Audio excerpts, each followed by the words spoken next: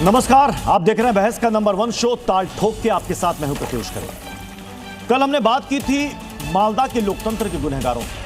अब उनके नाम सामने आ गए और नाम सामने आने के साथ साथ कई गंभीर सवाल भी सामने हैं। मालदा में न्यायिक अधिकारियों को बंधक बनाने का मास्टरमाइंड एआईएमआईएम का निकला। इस साजिश में आईएसएफ के टिकट पर चुनाव लड़ रहा एक प्रत्याशी भी शामिल था। एआईएमआईएम और आईएसएफ दोनों ही इस बार बंगाल के चुनावी मैदान में। ऐसे में बहस जरूरी है क्योंकि आरोप है कि एआईएमआईएम और आईएसएफ ने लोकतंत्र को बंधक बनाने का काम किया है। पश्चिम बंगाल के चुनाव में कट्टरपंथ हावी होता जा रहा है। मालदा में ओवैसी की पार्टी ने सुप्रीम कोर्ट के काम में खलल डाला है। ऐसे में सवाल है कि क्या कट्टरपंथी ताकतों ने लोकतंत्र को बंधक बनाने का काम किया है? संविधान की दुहाई देने वाले ओवैसी की पार्टी को न्यायपालिका पर क्या भरोसा नहीं रहा? पश्चिम बंगाल की राजनीति में इतनी कट्टरता के लिए जिम्मेदार कौन कौन है? और भी दूसरे सवालों पर ठोकेंगे ताल, जिसमें साथ होंगे कुछ खास मेहमान। लेकिन उससे पहले एक छोटी सी रिपोर्ट।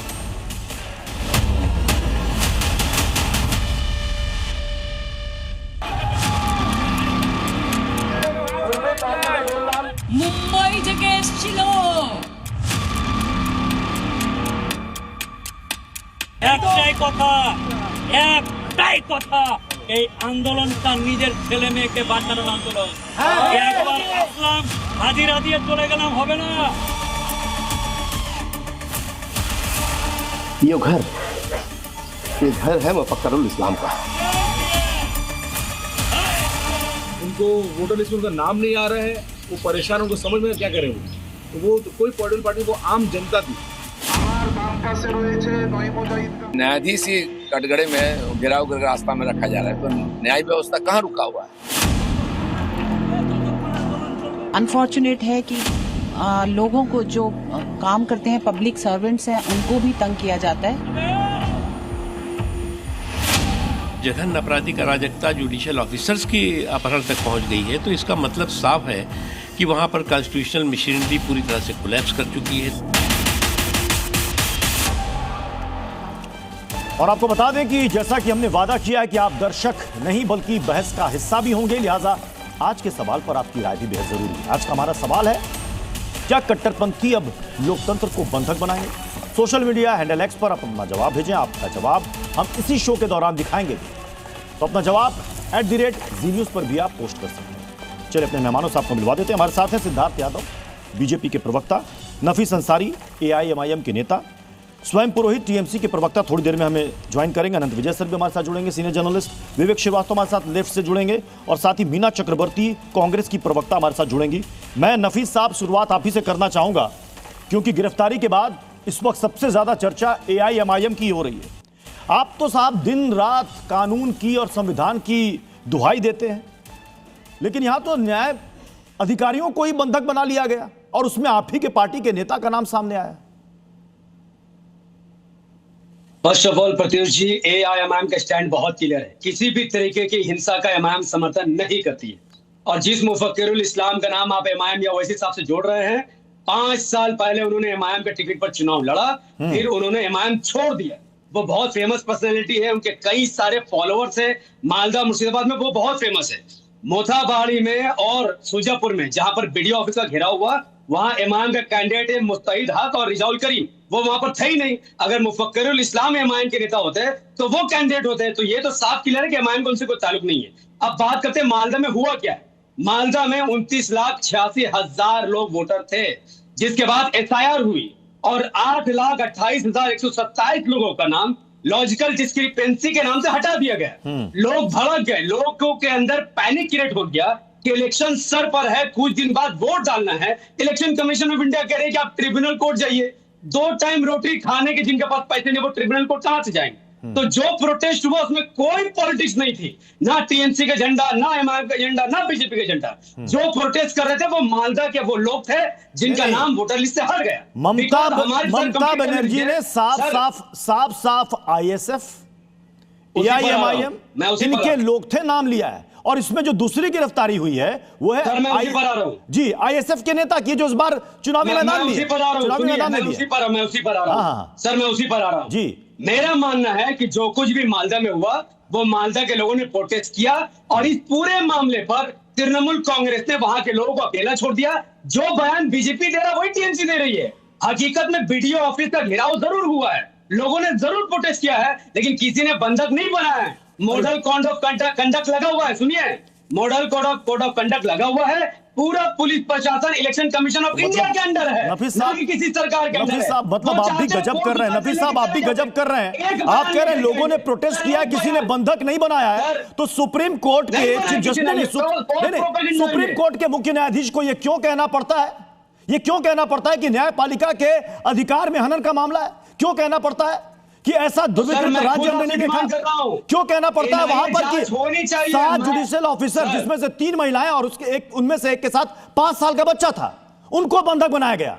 सुप्रीम कोर्ट ने कितनी तर्क टिप्पणी की आपको पता नहीं है, और कह रहे हैं आपने बंधक नहीं बनाया। की जांच होनी चाहिए। सर सुनिए, मैं खुद कहता हूं कि एनआईए की जांच होनी चाहिए कि आखिर इलेक्शन कमीशन ऑफ इंडिया को इतनी क्या हड़बड़ाहट थी। नहीं तो अभी आपने जो कहा नफीस साहब कि किसी ने बंधक नहीं बनाया, बंधक नहीं बनाया, तो नहीं बंधक नहीं बनाया तो सुप्रीम कोर्ट ने टिप्पणी यही कर दी। सर अगर कोई घटना नहीं घटी तो यही कर दी। निकाल कर दिखाइए जहां पर किसी नेता ने या पब्लिक ने कहा कि हम इनको जाने नहीं देंगे। एक वीडियो दिखाई जहां पर लोगों ने पत्थर मारा हो, एक वीडियो दिखाई जहां पर लोगों ने आग लगाई हो। कुछ नहीं हुआ है। लोगों के अंदर पैनिक क्रिएट हुआ, मैं मानता हूं। लोग अपने वोट के अधिकार की लड़ाई लड़ रहे थे, मैं मानता हूं। मैं हिंसा का समर्थन नहीं करता हूं। अगर लोगों का वोट देने का अधिकार छीना जाएगा, मैं सिद्धार्थ यादव जी, मैं आपके पास आऊंगा, लेकिन इससे पहले पश्चिम बंगाल की मुख्यमंत्री ममता बनर्जी का एक बयान सुनाना चाहूंगा। মালদার মোথাবাড়িতে যে ঘটনা ঘটেছে, যে করেছে তাকে হাতে নাতে কে ধরেছে জানেন? আমাদের সিআইডি, অর্থাৎ লোকাল পুলিশ নয়। বাগডোগরা দিয়ে পালাচ্ছিল, মুম্বাই থেকে এসছিল, মুম্বাই থেকে বিজেপি ধার করে ওই মিমকে নিয়ে এসছে। আইএসএফ ওদের সাথে, কংগ্রেসেরও উস্কানি আছে আর বিজেপিরও উস্কানি আছে। বিহারে এরা ভোট কেটে বিজেপিকে জিতিয়েছিল বিজেপির টাকায়, আর কালকেও যে দাঙ্গা করেছিল পরশুদিন, সেটাও এরাই করেছিল। नफीस अंसारी कुछ कहना था। कर दिया कि उनको सिर्फ मुसलमानों का वोट चाहिए। जब उनको सीएम बनना था, मालदा से भर भर के वोट लिया। आज जब मालदा के लोगों को वोटर अधिकार के वो लड़ाई लड़ रहे हैं, उन्होंने कहा नहीं भाई ये तो सब बीजेपी के लोग हैं, एमआईएम के लोग हैं। मैं कहता हूं कि मालदा के लोगों का फैसला करना पड़ेगा। जब आपके वोट देने का अधिकार छीना जा रहा है और आप सड़कों पर थे, उसको हिंसा का रूप दिया जा रहा है भारतीय जनता पार्टी और कुछ लोगों द्वारा। ममता आपके साथ सारे मेहमान इस वक्त मेरे सामने स्क्रीन पर आ गए। सिद्धार्थ जी आवाज आ रही है आपका? सिद्धार्थ जी आवाज आ रही है? और मैं सभी मेहमानों से हाथ जोड़कर शुरुआत में ही विनम्र निवेदन कर रहा हूं, सब अपनी अपनी बारी में बोले, बीच में टोका टाकी ना करें, बहस खराब हो जाएगी। सिद्धार्थ साहब, अभी आपने बयान सुना ममता बनर्जी का, साफ साफ उन्होंने कहा कि मुंबई से आप लोग बुला रहे हैं। क्या मुंबई से आप लोगों को बुलवा करके यहां पर मालदा में हिंसा करवा रहे हैं? देखिए प्रत्युष जी, मैं 3-4 बातें स्पष्ट कर देना चाहता हूं। पहले तो अभी जो एमआईएम के प्रवक्ता बैठे हैं वो बोल रहे हैं अरे लोगों के साथ ऐसा अत्याचार हो रहा है, लोगों का नाम कट गया, लोगों का ये, लोगों का वो, इसलिए लोग सड़क पे आ गए, लोग गुस्से में हैं। ये पश्चिम बंगाल है, बांग्लादेश नहीं है। कंगारू कोर्ट से नहीं चलता यहाँ पे सिस्टम। ये शरिया से चलने वाला देश नहीं है, संविधान से चलने वाला देश है। आप बंधक बना लेंगे जुडिशियल ऑफिसर्स जो सुप्रीम कोर्ट के आदेश पे लगे हैं, जिसमें महिलाएं हैं 3, बच्चा है 5 साल का, आप उनको खाना और पानी से वंचित कर देंगे। आप उनको, वो आपके स्थान पर आए, आपके अतिथि होने चाहिए, एक संवैधानिक प्रोसेस को फॉलो कर रहे हैं, और आप टीवी पर बैठ के कहेंगे ये तो अधिकार है। कौन सा अधिकार है? ये दिल लदली अधिकार वाले। ये पहली बात। दूसरी बात, इसमें एमआईएम और टीएमसी की साठगांठ देखिए। वो एमआईएम के व्यक्ति हैं, उनके भाई टीएमसी के विधायक हैं। आप सोचकर सुनियोजित तरीके से टीएमसी के रिश्तेदार, टीएमसी के विधायकों के रिश्तेदार, वो सब लोग मिलकर के ऐसे स्थान पर जिसको आप उत्तर बंगाल और दक्षिण बंगाल का जो कनेक्टिंग पॉइंट है, वहां पर सुप्रीम कोर्ट के आदेश पे गए हुए जुडिशियल ऑफिसर्स को बंदी बनाए, यह इतिहास में कहीं नहीं हुआ। तीसरी बात, ऑनरेबल सुप्रीम कोर्ट ने बहुत स्पष्टता से कहा है, आपके ज्ञान की आवश्यकता नहीं है देश को, आपने पश्चिम बंगाल को मोस्ट पोलराइज स्टेट बना दिया है। मोस्ट पोलराइज स्टेट, यह शब्द है ऑनरेबल सुप्रीम कोर्ट के। कंटेम्प्ट ऑफ कोर्ट है जिन जुडिशियल ऑफिसर्स के साथ किया हुआ।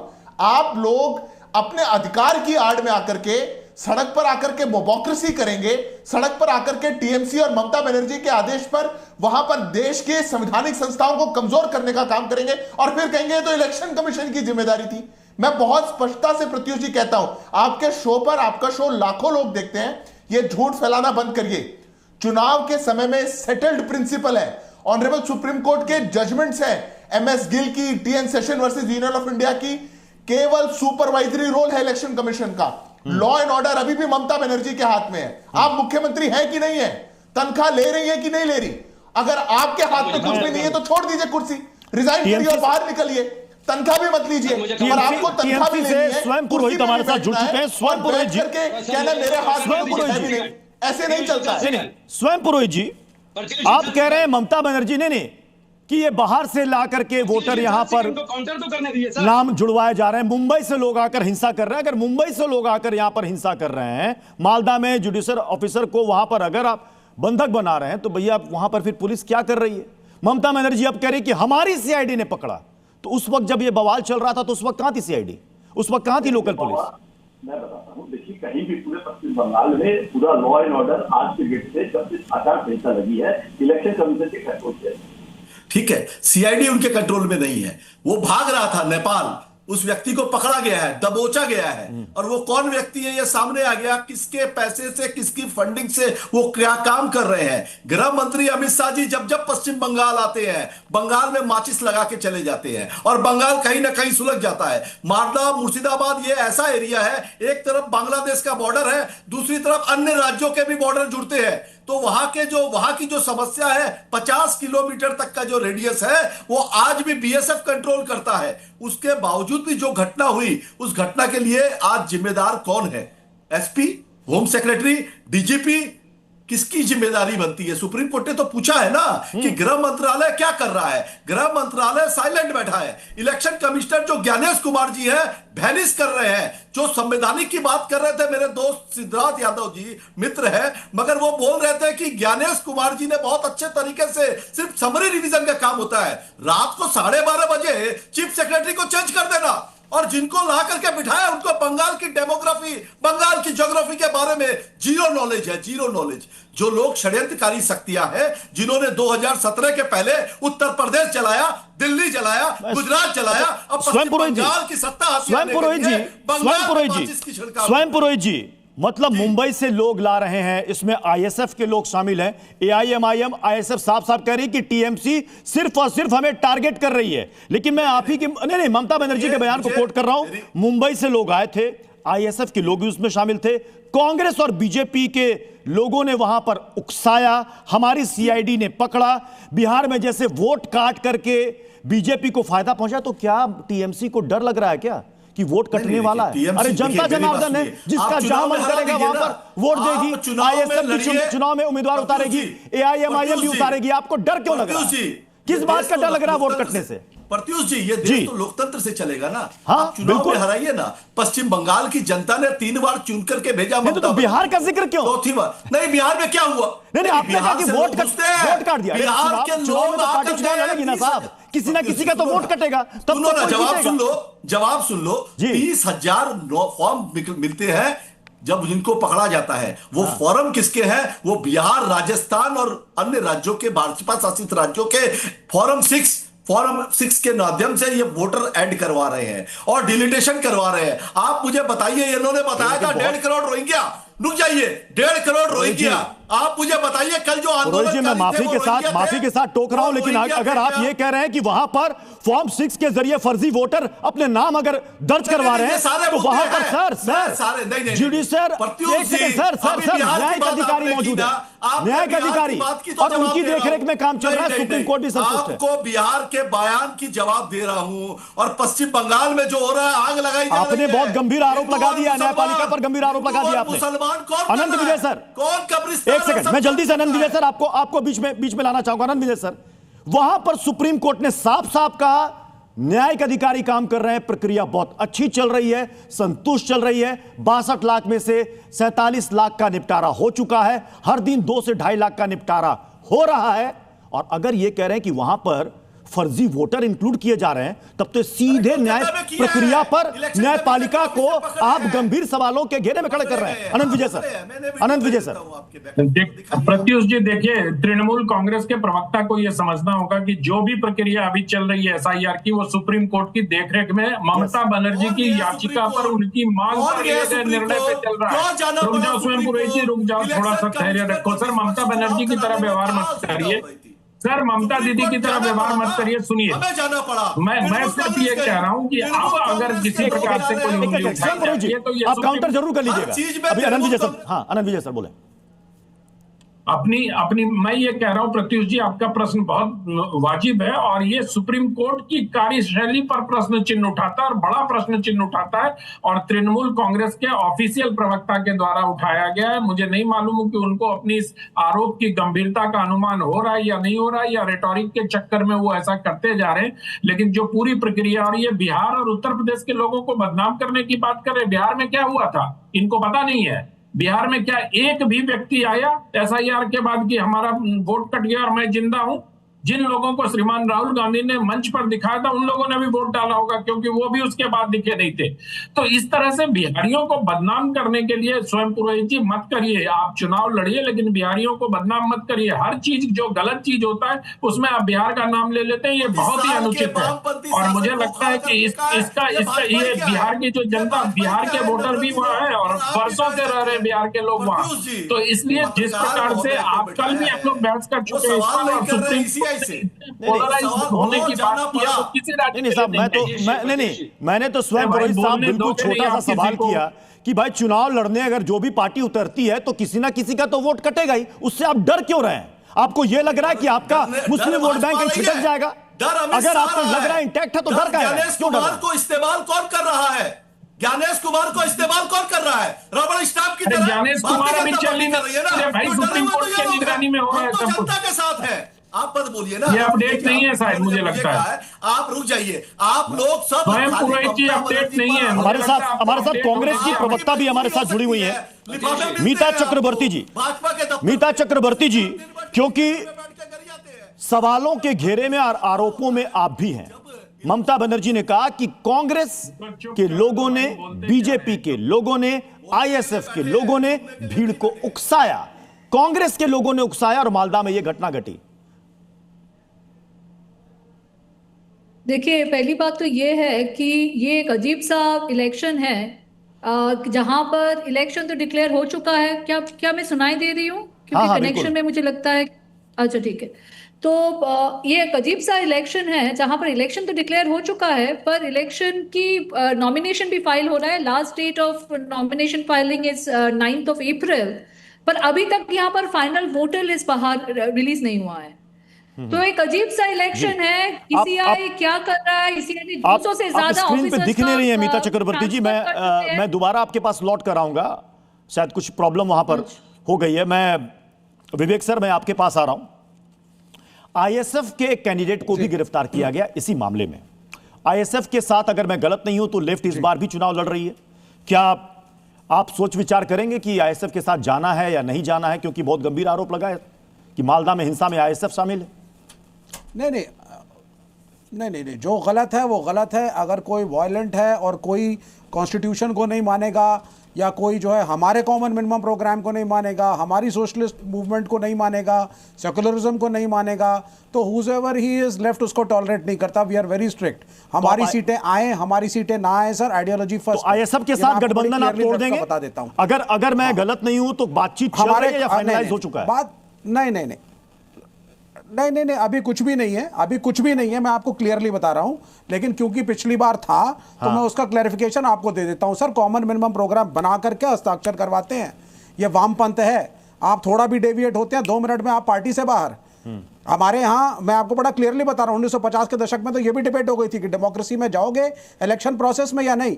तो हमारी सीटें आए ना आए, हम संघ की तरह नहीं है कि पहले स्वदेशी जागरण मंच से शुरू हुए थे मनमोहन सिंह के खिलाफ और मोदी तक आते आते 100% FDI हो गया।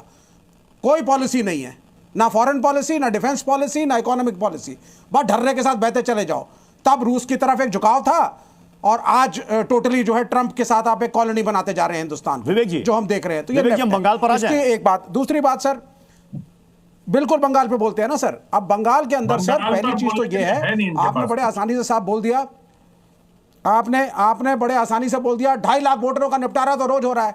सर अब आप मेरे को हाइपोथेटिकली एक बात बताइए, 4 दिन पहले आप उन 2.5 लाख वोटरों के सामने बीजेपी का उम्मीदवार या तृणमूल का उम्मीदवार या लेफ्ट का उम्मीदवार जाता है और हाथ जोड़ के कहता है हम इलेक्शन के लिए खड़े हो रहे हैं, हमें वोट दे देना, और वो खड़े होकर के छाती पीट के बोलते हैं कहां आ गए वोट मांगने, हमारा तो नाम ही नहीं है, पता नहीं निपटारा होगा नहीं होगा।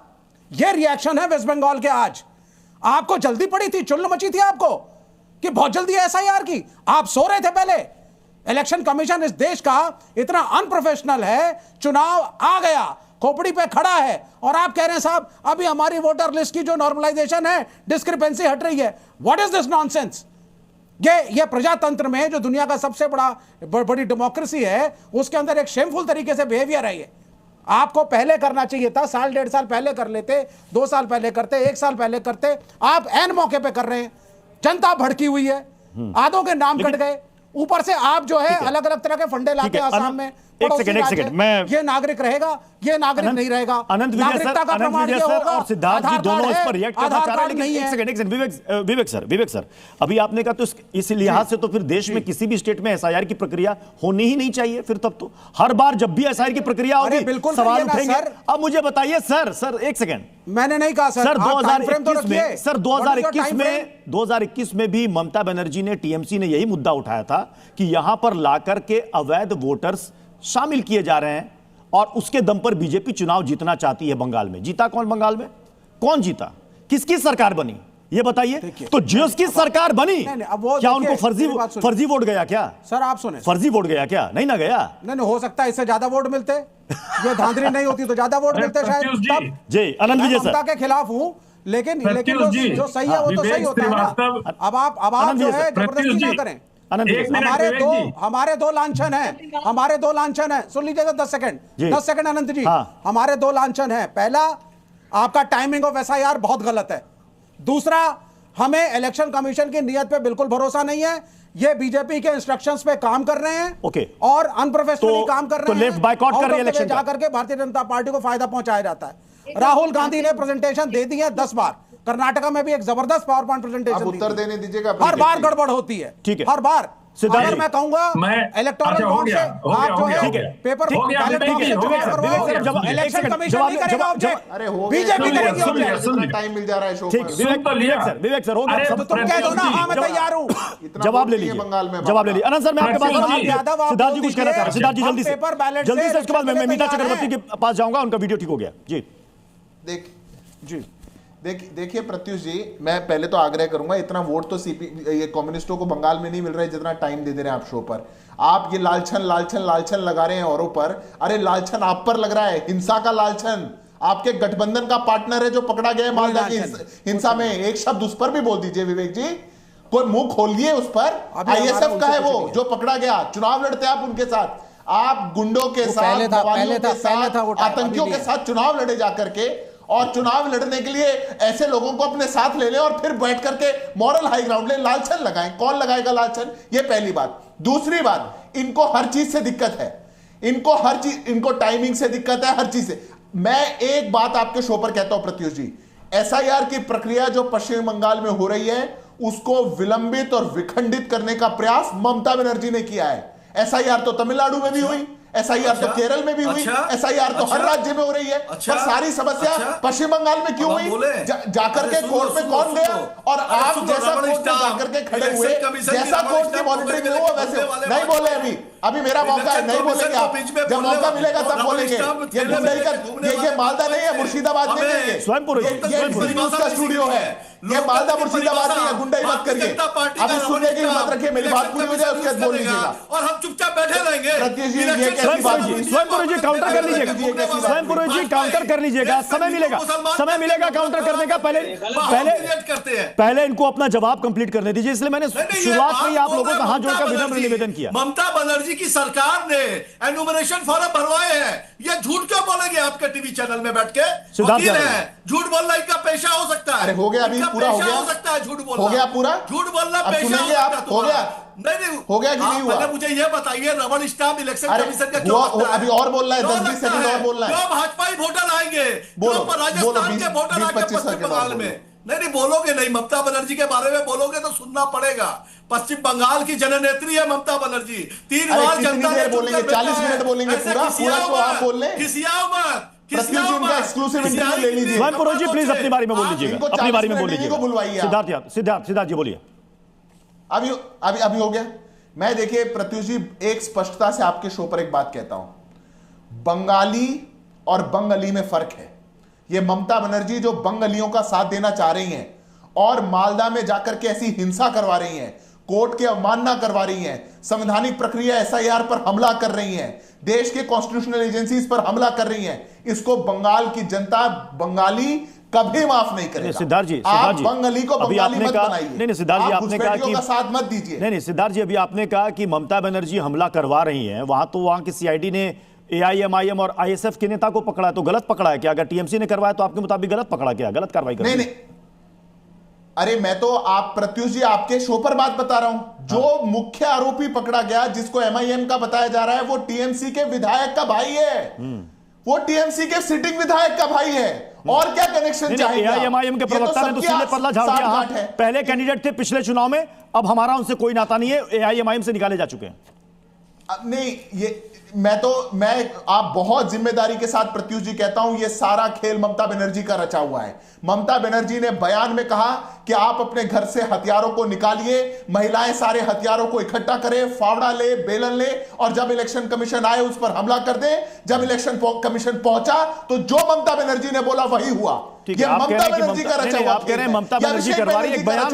एक बयान मैं असदुद्दीन ओवैसी साहब का सुनाना चाहूंगा, जो उन्होंने ममता बनर्जी और पीएम के लिए बोला है। जरा एक बार बयान सुनाइएगा। ना ममता बनर्जी में फर्क है, ना मोदी में फर्क है। ये दोनों भाई बहन की जोड़ी से बंगाल के मुसलमानों को आजादी दिलाना है। आज आप देख रहे हैं कि हमारे पास लीडरशिप नहीं है, हम सिर्फ वोट डालने वाली एक मशीन हमको बना दिया गया। अब बताइए सिद्धार्थ जी, वो तो कह रहे हैं कि एक ही सिक्के के दो पहलू हैं, ममता बनर्जी और पीएम सब एक हैं। देखिए प्रत्युष जी, आपने कम्युनिस्टों को बहुत समय दिया, आप उनको बहुत वैल्यू पे मानते हैं। जिस नेता के बयान आप बता रहे हैं, उनको पिछले चुनाव में 10,800 वोट मिले थे, 0.02% जी, 10,800 ही कुल वोट मिले थे। जिस रीजन की ये बात कर रहे हैं मालदा में, वहां पर जो बंग अली है वो 55% है, इसलिए उनको वोट चाहिए उनका। इसलिए तो स्वाभाविक है कि ये जाकर के मालदा की बात करेंगे, उन सबको निर्दोष बताएंगे। उनकी अरे वोट की लड़ाई उधर है, और कहां वोट मिल रहा है इनको? चलिए मीता चक्रवर्ती जी जुड़ चुकी है एक बार फिर से। मीता चक्रवर्ती जी, पिछली बार आपका जवाब अधूरा रह गया था। आरोपों की जद में कांग्रेस भी आई है कि आपने मालदा में हिंसा करवाया। देखिए, पहली बात तो ये है कि ये बहुत ही अनफॉर्चुनेट चीज है कि मुख्यमंत्री अपने जो लॉ एंड ऑर्डर के लिए रिस्पॉन्सिबल है स्टेट गवर्नमेंट, वो अभी आरोप डाल रही है कांग्रेस, जिसको वो बोलती है कि यहाँ पर तो कांग्रेस साइन बोर्ड पार्टी है, पर फिर भी वो आरोप लगाती है कांग्रेस के पास इतना ताकत है कि वो यहाँ पर हिंसा करा सकती है। तो बहुत ही अनफॉर्चुनेट है, खुद की रिस्पॉन्सिबिलिटी लेना सीखे ममता बनर्जी, नंबर 1। नंबर 2, ये एक अजीब सा इलेक्शन हो रहा है। यहाँ पर नॉमिनेशन का लास्ट डेट है 9th of April, 10th of April है स्क्रूटिनी का डेट, पर यहाँ पर जो इलेक्शन डिक्लेयर हो चुका है, पर वोटर फाइनल वोटर लिस्ट अभी तक डिक्लेयर नहीं हुआ। इसके लिए आप किसको अकाउंटेबल मानेंगे? ईसीआई अकाउंटेबल नहीं है। जब पहली बार 24th of June 2025 और 27th of September जब SIR का नोटिफिकेशन आया था, तब लॉजिकल डिस्क्रिपेंसी का मेंशन तक नहीं था उसमें। तो ये आफ्टर थॉट लॉजिकल डिस्क्रिपेंसी क्यों लाया गया? और एक एआई स्क्रिप्ट, अगर आप नॉर्मल एआई टूल में भी जाए तो उसको भी पता है कि Banerjee and Bhattacharya are the same surname. नहीं तो मीता जी जो नामों की जांच कर रहे हैं, जो नामों की जांच कर रहे हैं मीता जी, न्यायिक अधिकारी, उनको बंधक बना लिया जाएगा, और जब वहां पर पुलिस की टीम बचाने के लिए पहुंचेगी तो पत्थर बरसाए जाएंगे। मेरे फर्स्ट पॉइंट था कि लॉ एंड ऑर्डर के लिए अभी जॉइंटली जो हमारी स्टेट गवर्नमेंट रिस्पॉन्सिबल है और इलेक्शन कमीशन जो आते ही 200 से ज्यादा ऑफिसर्स का ट्रांसफर किया था वो भी रिस्पॉन्सिबल है, तो बिल्कुल वो लोग अकाउंटेबल है। कुछ दिन पहले एक जुडिशियल ऑफिसर को एक थ्रेट मिलता है, थ्रेटनिंग लेटर मिलता है एक टीएमसी के लीडर की तरफ से, तो क्या एक्शन लिया गया? ईसीआई क्यों चुप बैठा है? एग्जेम्पलरी एक्शन क्यों नहीं लिया जा रहा है? एक मजाक बना के, एक सर्कस बना के रखा है पश्चिम बंगाल का इलेक्शन, जहां पर वोटर को नहीं पता कि वो वोट दे भी सकता है या नहीं। इलेक्शन डिक्लेयर हो चुका है। नहीं, तो टीएमसी के टारगेट पर कांग्रेस क्यों आ गई? टीएमसी के टारगेट पर कांग्रेस क्यों आ गई? क्योंकि Congress is fighting against TMC in waste Bengal. नहीं, फाइट कर भी रही है कि नहीं, मुझे बताइए। में हम लोग अपने कैंडिडेट्स डाल चुके हैं। नहीं, मतलब वाकई में फाइट हो भी रहा है या फ्रेंडली फाइट है? आप लोग अपना होमवर्क नहीं करते, इसीलिए शायद आपको पता नहीं कि 2011 के बाद एक भी इलेक्शन दिखा दीजिए, असेंबली हो या लोकसभा, जहां पर कांग्रेस और टीएमसी ने सीट एडजस्टमेंट करके इलेक्शन लड़ा है। ये बात अधीर रंजन चौधरी का बाइट तो दिखाते हो, शुभंकर सरकार का बाइट तो दिखाते हो, पर आप लोग सिर्फ नेशनल पॉलिटिक्स के बारे में सोचते हो। सोचिए, नहीं, लेकिन आप संख्या और डेटा के ऊपर बात कीजिए। टीएमसी, देखिए टीएमसी तो आपको इस लड़ाई में, इस चुनावी मैदान की लड़ाई में दूर दूर तक नहीं आती। टीएमसी के लिए एक ही फाइटर है सामने, वो बीजेपी खड़ी है। कर रहे हो, मालदा में 2 लोकसभा का कॉन्स्टिट्यूएंसी है और उसमें साउथ मालदा में कांग्रेस का सांसद है ईशा खान चौधरी। 2 साल पहले की इलेक्शन है जी। तो हम लोग वोट में कंसिडरेशन में नहीं है, पर हमारी सांसद बन जाता है। 50 साल तक हम लोग यहाँ पर पावर में नहीं है, फिर भी यहाँ के मिट्टी के साथ। अभी मैंने विवेक जी से एक सवाल पूछा था, मीता जी, विवेक जी से मैंने सवाल पूछा था तो उन्होंने कहा कि अभी फाइनलाइज नहीं हुआ आईएसएफ के साथ गठबंधन। पिछली बार जरूर था, पिछली बार आप भी उस गठबंधन में थी। अब जब आईएसएफ के कैंडिडेट पर गंभीर आरोप लगा है, गिरफ्तारी भी हो गई है, कांग्रेस जाना चाहेगी आईएसएफ के साथ? Congress has already fielded 294 candidates. Please थोड़ा होमवर्क करके आइए। आईएसएफ के साथ कोई आईएसएफ के साथ कोई गठबंधन, कोई विचारधारा की, तो कहां से गठबंधन होगा? चलिए ठीक है, मैं स्वयं पुरोहित जी, तो फिर अब ये बताइए कि ये एक दूसरे पर जो कहा जा रहा है कि ये इनके साथ है, वो इनके साथ है, बंगाल में कट्टरता फैला कौन रहा है? नहीं, बंगाल में कट्टरता फैलाने वाले जो हिंदू मुसलमान के नाम पर वोट मांगते हैं वो है, जो धर्म के नाम पर वोट मांगते हैं वही कट्टरवादी सोच है। हम तो देखिए सर्वधर्म समभाव की बात करते हैं। Mamata Banerjee TMC, temple mosque, church की बात करती है। ममता बनर्जी कभी भी अलग विभाजन की बात नहीं करती है। देश तो संविधान से चलेगा ना, कि धर्म से चलेगा। जैन धर्म भी रहते हैं, क्रिश्चियन भी रहते हैं, मुसलमान भी रहते हैं, हिंदू भी रहते हैं, बंगाली दुर्गा पूजा मनाते हैं, सारे लोग रहते हैं और हर्षोल्लास के साथ रहते हैं। मगर क्या है, कुछ शक्तियां हैं, तानाशाही शक्ति, जो झुकाना चाहती है ममता बनर्जी का सर। और वो झुकाने के लिए क्या कर रही है, अपने सारे ईडी, सीबीआई, एनआईए, जितनी एजेंसियां हैं, जितनी एजेंसियां के बाद में लास्ट में बचा इलेक्शन कमीशन, वो भैनिश कुमार जी, वो भी इनका रबड़ स्टाम्प बन गए हैं। वो भारतीय जनता पार्टी के जो नेता कार्यकर्ता की ऑफिस से इलेक्शन कमीशन ऑफ इंडिया चल रहा है। आज पश्चिम बंगाल की बात कर रहा हूं, यहां पर जिस तरह से मनमानी तरीका किया गया, 1.5 करोड़ रोहिंग्या की बात की गई। आप मुझे बताइए कल सुप्रीम कोर्ट ने क्या कहा? सुप्रीम कोर्ट ने कहा कि जो लोग हैं उनकी आपको जांच होनी चाहिए और आपके जो भी वोटर, डीएम जो थे लोकल, उस डीएम ने कहा कि मुझे 4 दिन का समय दीजिए, मैं वेरीफाई करता हूं, जिनके वोटर कार्ड डिलीट हुए हैं उनको वापस से जोड़ने की। ये नौबत क्यों आई? 200 से ज्यादा लोग मर गए। भारतीय जनता पार्टी के प्रवक्ता मुस्कुरा रहे हैं, शर्म नहीं आती है? इनके जो ज्ञानेश कुमार जी है, पश्चिम बंगाल में एयरपोर्ट पर उतरते हाथ हिला के चले जाते हैं जैसे बहुत बड़ा सेलिब्रिटी है। अरे भाई तुम स्टाफ थे, स्टाफ हो, स्टाफ रहोगे। तुम अमित शाह का स्टाफ हो और पिट्ठू हो, और वही के उन्हीं के आशीर्वाद से तुम्हें यह आज कुर्सी मिली है, और उसी कुर्सी को बचाने के लिए जो मनमानी चाहते हैं वो कर रही है। आज क्यों वहां पर आग लगी, क्यों वहां को जलाया गया, इसकी जिम्मेदारी गृह मंत्रालय की नहीं है। मैं घुसपैठ की बात करते हैं ये लोग। मैं नफीस जी के पास जाऊंगा, लेकिन मेरे एक छोटे से सवाल का जवाब दे दीजिएगा स्वयं पुरोहित जी। आपने कहा कि कट्टरता वो पार्टी फैला रही है जो कि नफरत के दम पर चुनाव जीतना चाहती है, तो इसमें कौन कौन शामिल है आपकी नजर में?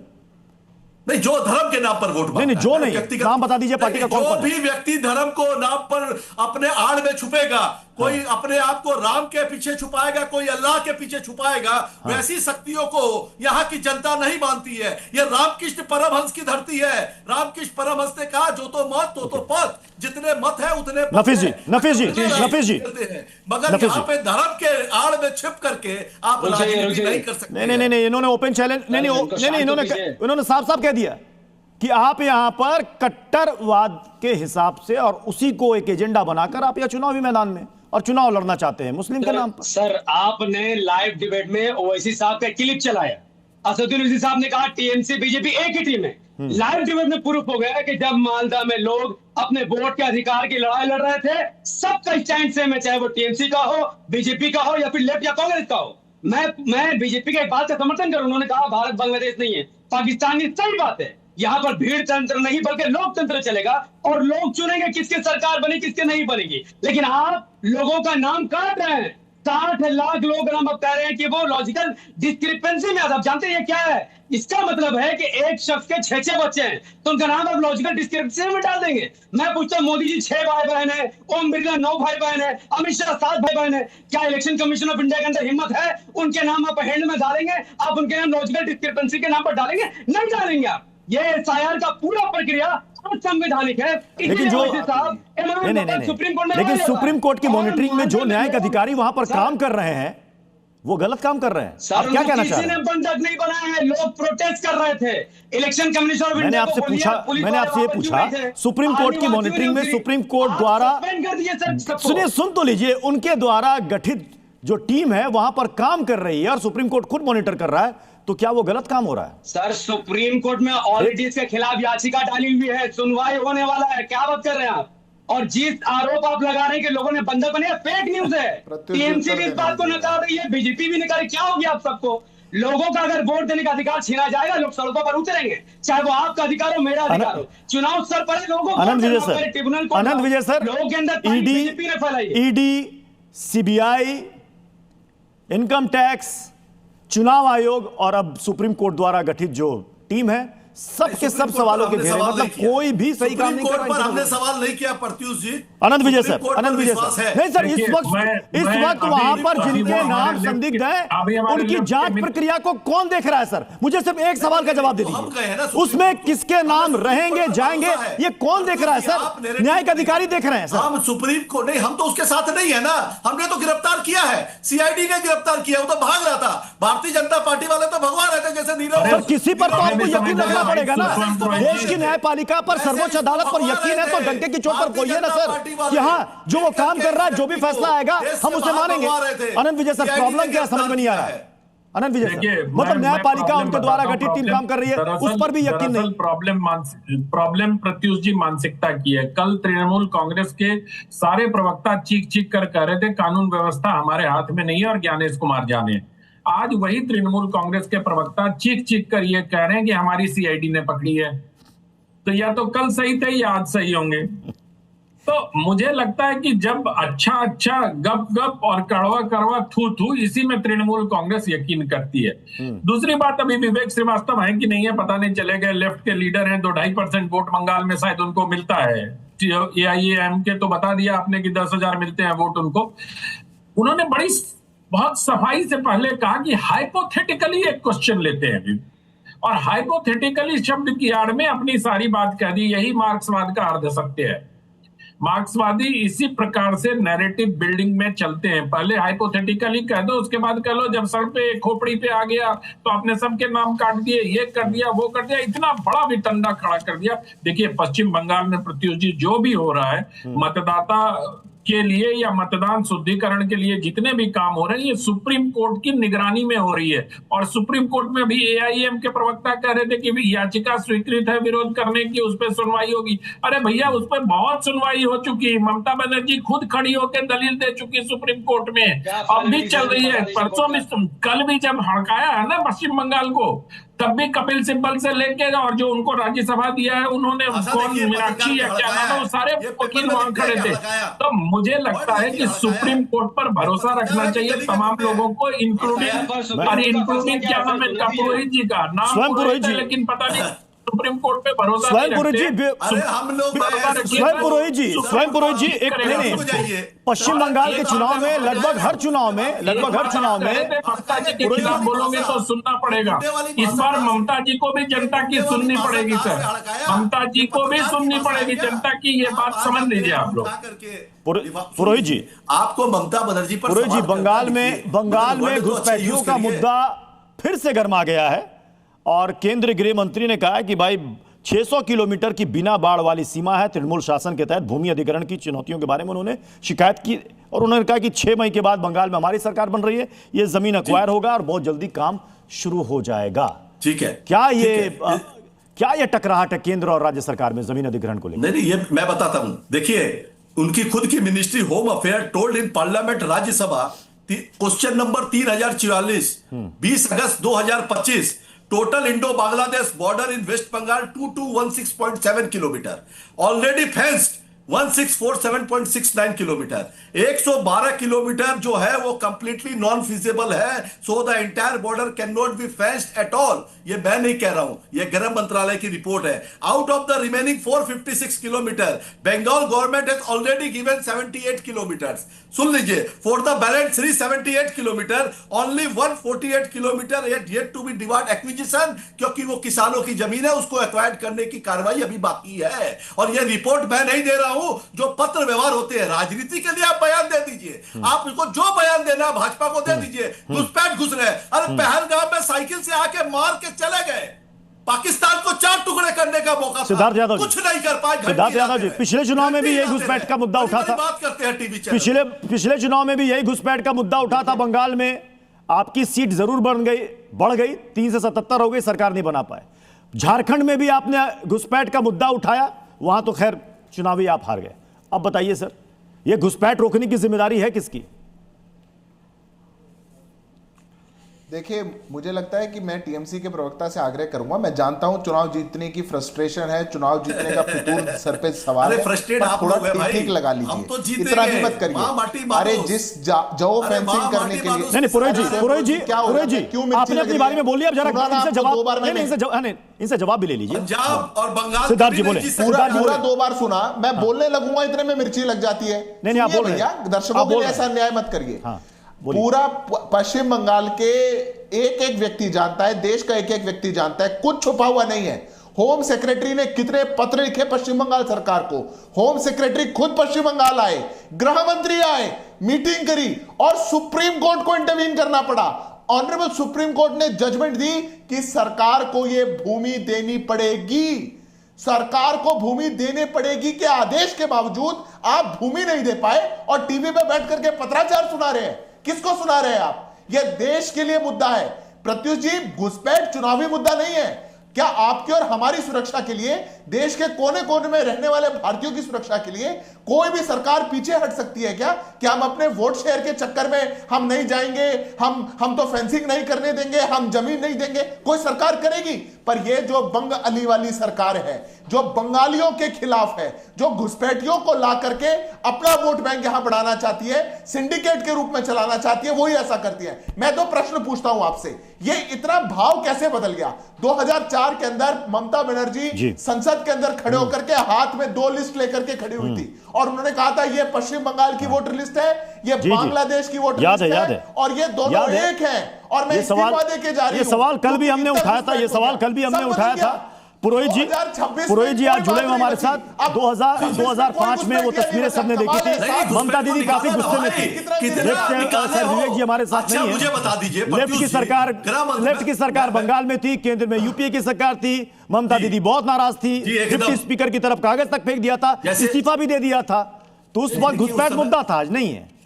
उस समय सुन लीजिए, जब भी आप बात कर रहे हैं उस समय की बयानबाजी के बारे में, घुसपैठ जब मुद्दा था, सुन लीजिए, घुसपैठ आज भी मुद्दा है और यूपीए की सरकार में करीब 1 लाख लोगों को डिपोर्ट किया गया यूपीए की सरकार में, और केंद्र में 12 साल से 12.5 साल से ये पनौती सरकार जो बैठी है, 10,000 लोगों को भी उन्होंने डिपोर्ट किया है। लज्जा नहीं आती है टीवी पे ज्ञान देते हुए? 1 लाख लोगों को यूपीए की सरकार ने डिपोर्ट किया है, हमने करके दिखाया है।